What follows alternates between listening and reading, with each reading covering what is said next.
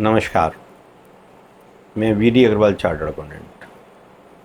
जैसा कि हम चर्चा करते रहे हैं इनकम टैक्स के ऊपर, और मेरा विशेष ध्यान उन छोटे छोटे पॉइंटों पर है जो कि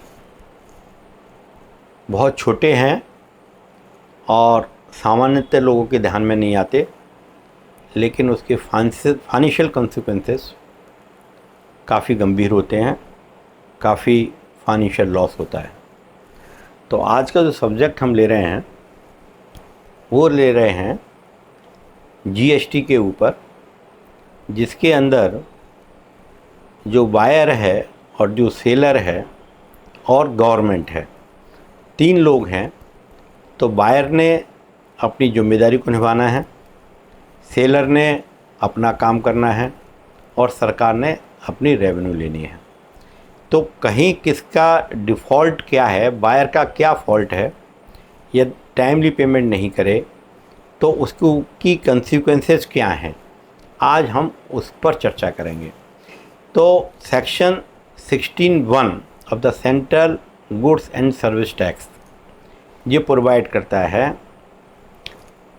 that every registered person shall subject to such condition and restrictions as may be prescribed and in the manner specified in section 49 be entitled to take credit of input tax charged on any supply of goods or services or both to him which are used or intended to be used in the course of furtherance of his business, and the said amount shall be credited to the electronic credit ledger of such person. इसका तात्पर्य है कि जो buyer है और जो seller है, मैं आपको ऐसे समझाता हूँ। आपने 10 लाख रुपए का माल मिस्टर ए से ख़रीदा, उसने 18% जीएसटी लगाया और उसने आपको बिल 11,80,000 का दे दिया।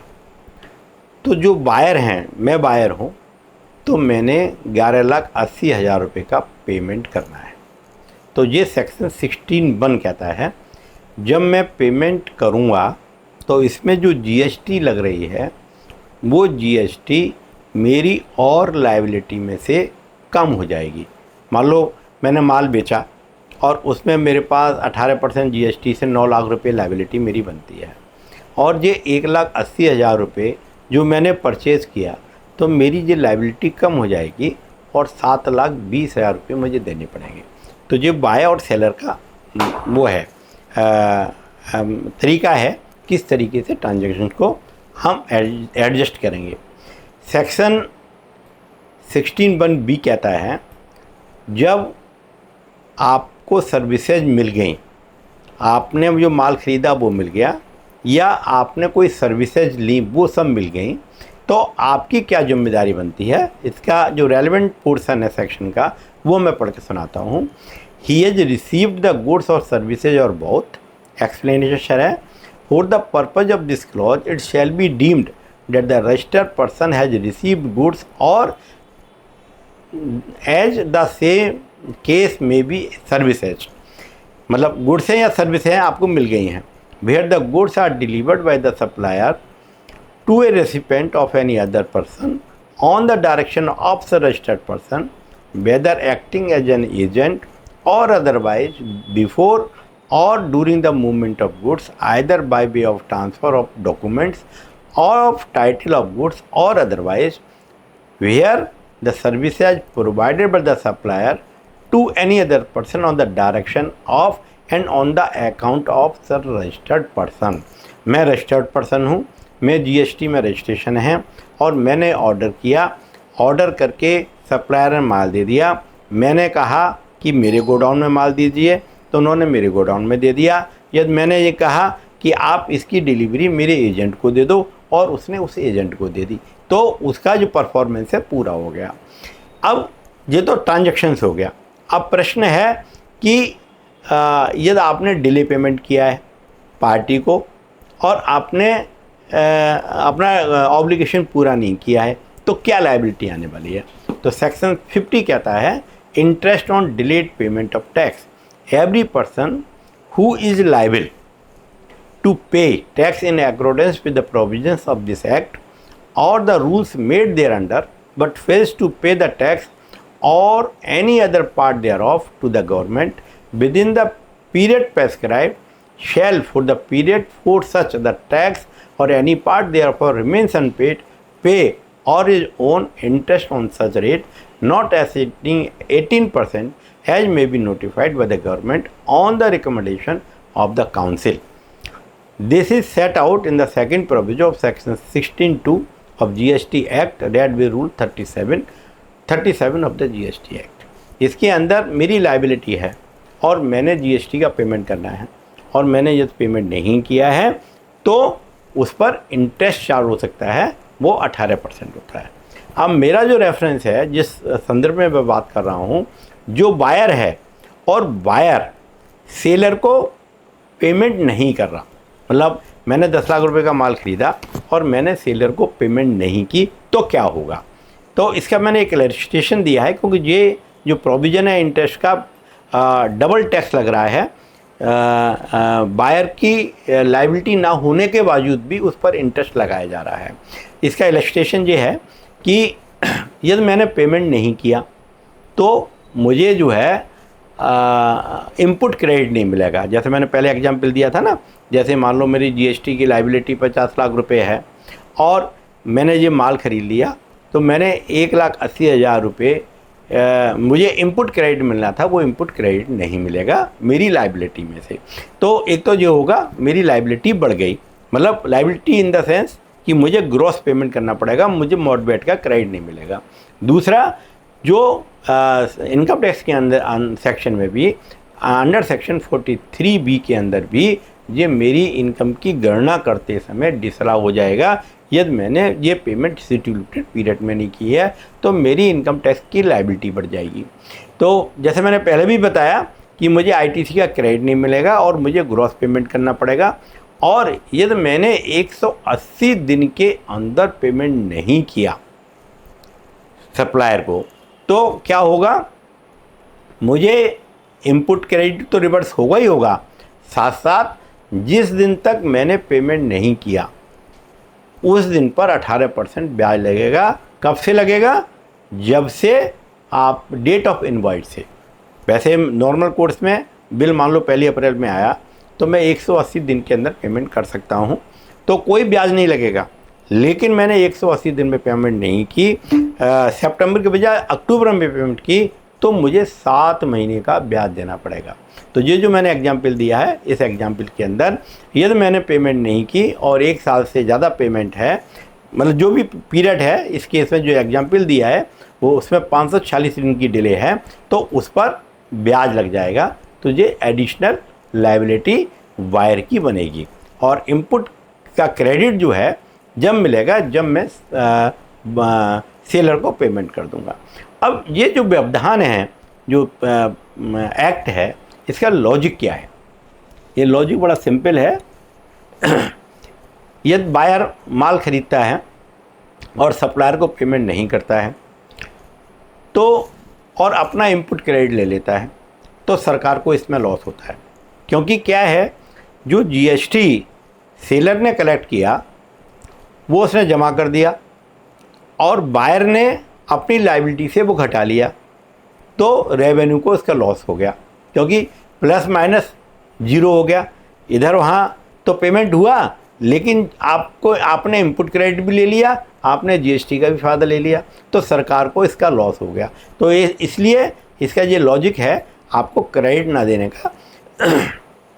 इसमें एक और इम्पोर्टेंट चीज़ है कि आल्दो मैंने माल ख़रीदा और मैंने माल ख़रीदने पर मेरी कोई जिम्मेदारी सरकार के प्रति नहीं है, मेरी लायबिलिटी सप्लायर को पेमेंट की है और सप्लायर के पास पूरे राइट हैं मुझसे रिकवरी करने के। लेकिन चूँकि सरकार को इसमें लॉस हो रहा है, सरकार को लॉस हो रहा है, इसलिए ये जो है इनपुट क्रेडिट मुझे नहीं मिलेगा। सरकार के लॉस को कम करने के लिए ये प्रोविज़न रखा हुआ है। दूसरा, the interest, the charging of the interest from the buyer. दूसरा इशू ये है कि जो 18% इंटरेस्ट चार्ज किया जा रहा है वो अल्ट्रा वायरस है, क्योंकि नंबर 1 मेरी कोई लायबिलिटी सरकार को देने की नहीं है, दूसरी सरकार को इसको कोई नुकसान नहीं हो रहा, क्योंकि सरकार का जो जीएसटी कलेक्ट करना था वो तो सेलर ने दे दिया, तो सरकार को तो मिल ही गया। और जब सरकार मुझे क्रेडिट कब देगी, जब मैं पेमेंट कर दूंगा। तो इसमें इंटरेस्ट का कोई इशू नहीं होना चाहिए और इंटरेस्ट चार्ज नहीं होना चाहिए। ये इंटरेस्ट का चार्जिंग अल्ट्रा वायरस है, संविधान के प्रावधान के विरुद्ध है। और जो अपनी जीएसटी काउंसिल है, जो काउंसिल की मीटिंग हुई थी 28 काउंसिल की मीटिंग में ये डिसाइड हुआ था कि ये इंटरेस्ट को बैक करना है।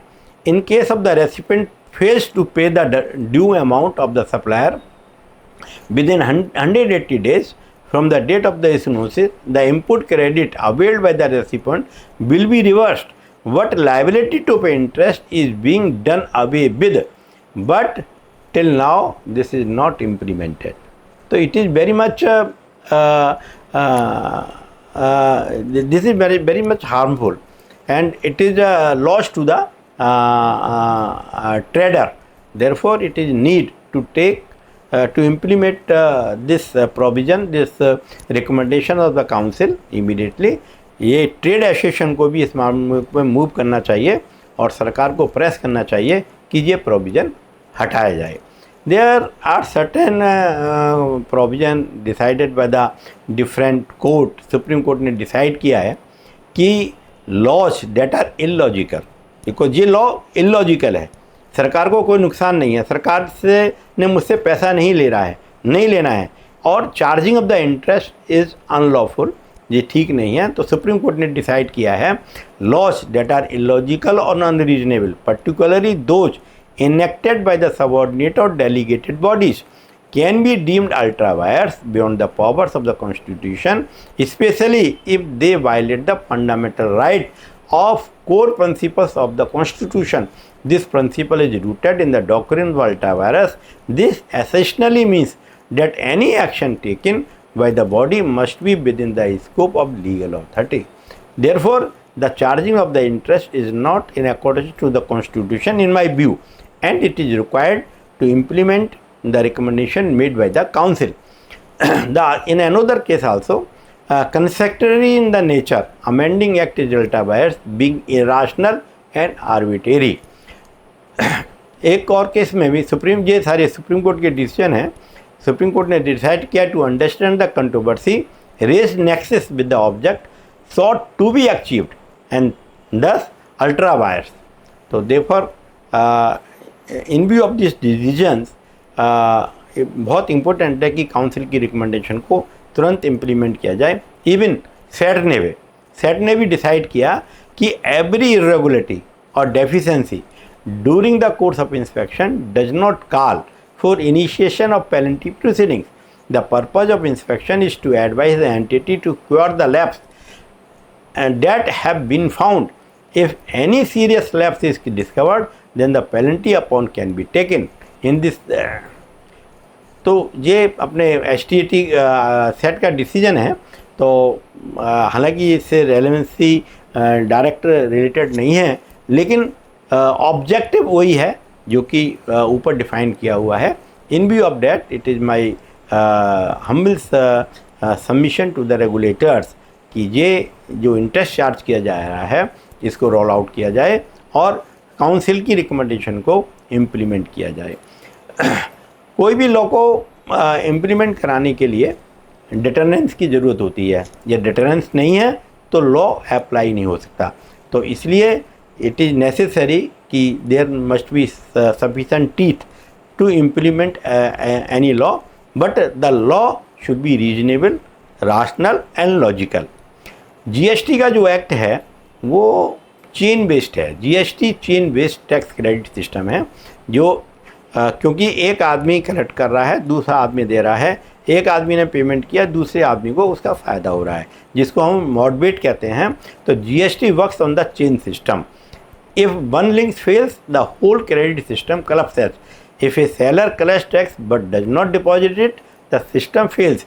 Buyer may lose the ITC, but अभी इस केस में बहुत सारे केस ऐसे भी आए थे जिसके अंदर बायर ने तो पेमेंट कर दिया सेलर को और सेलर ने गवर्नमेंट को पेमेंट नहीं किया।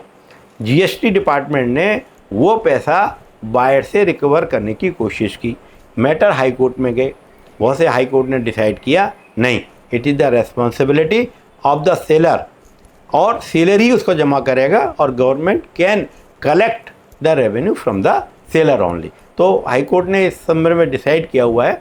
तो इसीलिए तरीके से ये चेन बेस्ड है and we have all to make in discipline to make the compliance of the law.